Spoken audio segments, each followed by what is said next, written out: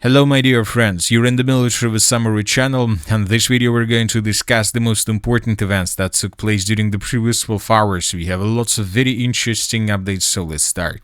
And first we're going to talk about the conflict on the territory of Ukraine, where yesterday the Russian Federation, the Minister of Foreign Affairs of Russia, issued another ultimatum to Zelensky and his Western allies.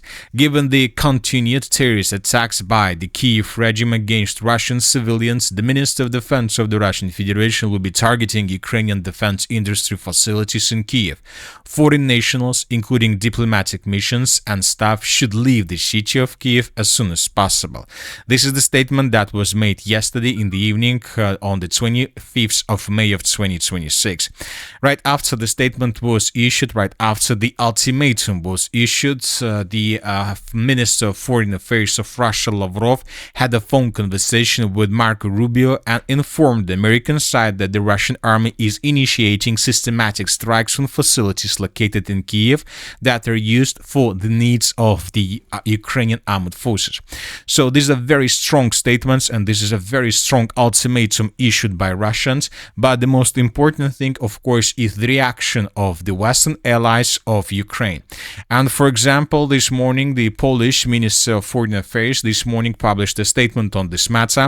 The Polish authorities stated that any attack on Polish diplomatic missions will be considered deliberate and premeditated. The Polish foreign minister said in response to Russia's warning about possible shelling of Kyiv. And I would like to remind you that it seems that according to this statement, the Polish diplomatic mission is not going to leave the city of Kyiv. And I believe that's the same thing. The United Kingdom, France, Germany will do the same thing. They will not leave the city of Kyiv. And we need to understand that if the Russians, during massive attacks that most likely will see a lot during the summer military campaign, hit buildings or deal damage or casualties to these diplomatic missions, this could lead to a direct conflict between NATO countries, the European Union and the Russian Federation. So this is the most important thing. Of course, let's wait and see how the things are going to develop next. But another important thing is that the Russians, it seems, are preparing itself for the worst scenario.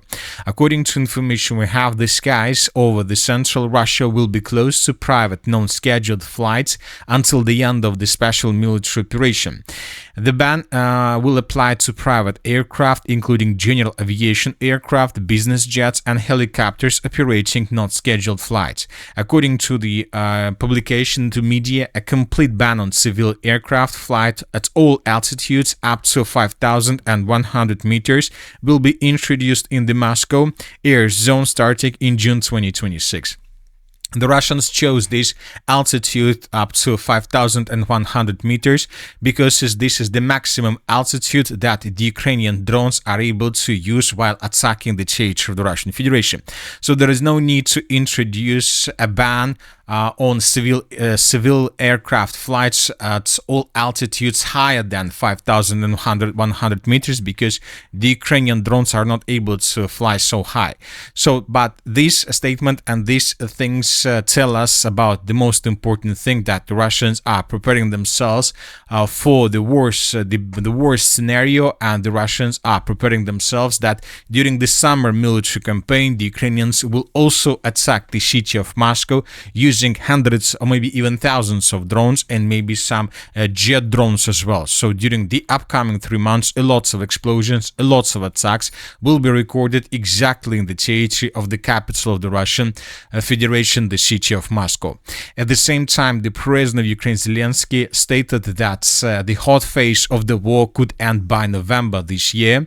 Zelensky told members of his Servant of the People party that he intends to end the war by November. Which means that Zelensky most likely will be forced to finish this war before the beginning of midterm elections that are going to take place in the United States of America, which means that we will see a ceasefire between Russia and Ukraine most likely during midterm elections, but most likely somewhere at the beginning of 2027, right before the beginning of the spring military campaign of 2027, the clashes between Russians and the Ukrainians will resume.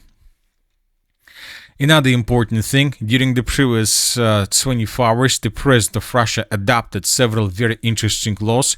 Russian President Vladimir Putin signed a law on the use of the Russian armed forces to protect Russian citizens abroad. The document establishes the possibility of using the Russian armed forces by presidential decision to protect Russian citizens arrested, detained, or subject to criminal or other persecution by decisions of foreign courts or international judicial bodies in which the Russian Federation is not a party. So as of this law, there are two risk zones for Russia. We are talking about, first of all, Lithuania. The second one is, of course, Transnistria and Moldova, and probably the third one is Armenia, because in every single state that I have just numbered and listed, there are problems with Russia. Local authorities has problems with the Russian Federation, with the Russian authorities. Lithuania, Moldova, and Armenia. And of course, if something happens on the territories of these three states, we're talking about Russians who are detained or arrested by the local authorities. The Russians can use forces from now on to release these forces or to stabilize the situation in these states. As of these three countries, one of these states is part of NATO and the European Union. This is Lithuania. The state of Moldova is neutral state. The state of Moldova is nowhere. They are not seen they're not in the allies with Russia or with the European Union officially, and as of the state of Armenia, they are a part of several alliances that the Russians created on the post-Soviet territory. Now let's return back to Ukraine and let's discuss the situation along the line of combat contact. And first, let's talk about the massive attacks that took place during the previous 12 hours.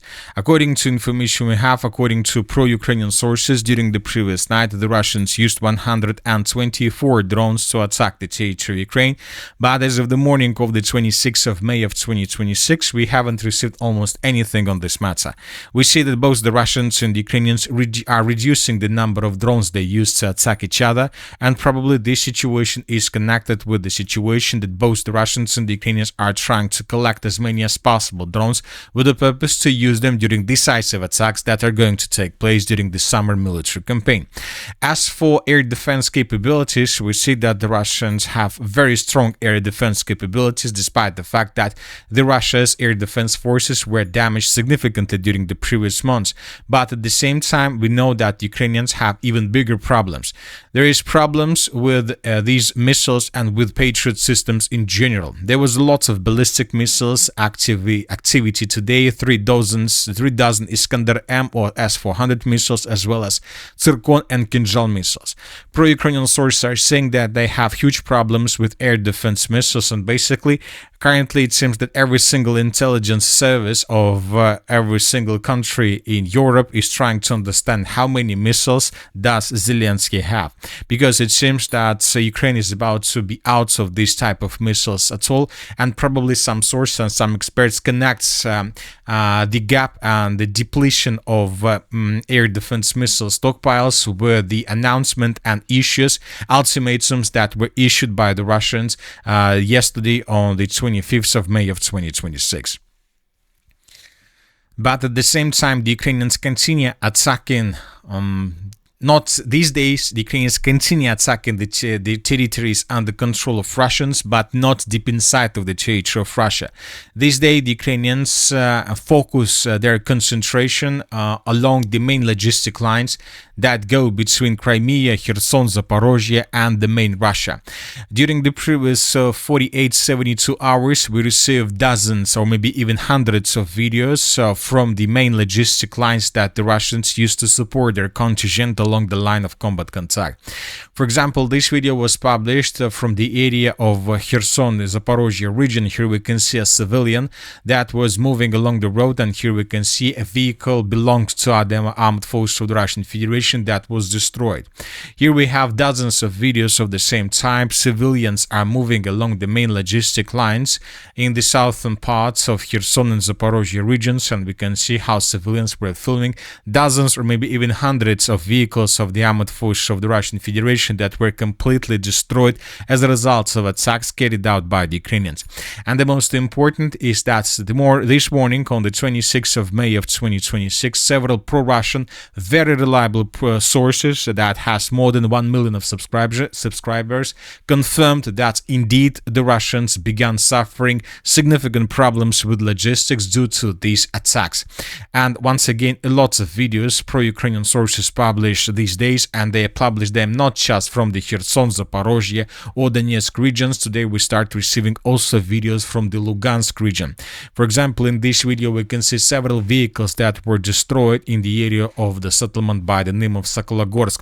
And as you can see, we can see a video probably 5 or 10 minutes after the Ukrainians attacked this vehicle. So it's a very fresh episode. In this video, we can see several strikes carried out by the Ukrainians along along the supply lines. Here we have another video between the city of Debaltseve and Donetsk. Another vehicle or truck was damaged and destroyed. Here we have another episode that was published from the area of the settlement of Khartysk. Here we have vehicles that were moving in the direction of the city of Donetsk, and on their way, they faced another vehicle that was destroyed by the Ukrainians. As we can see, and as of the morning of the 26th of May of 2026, the Russians haven't stabilized the situation in this area.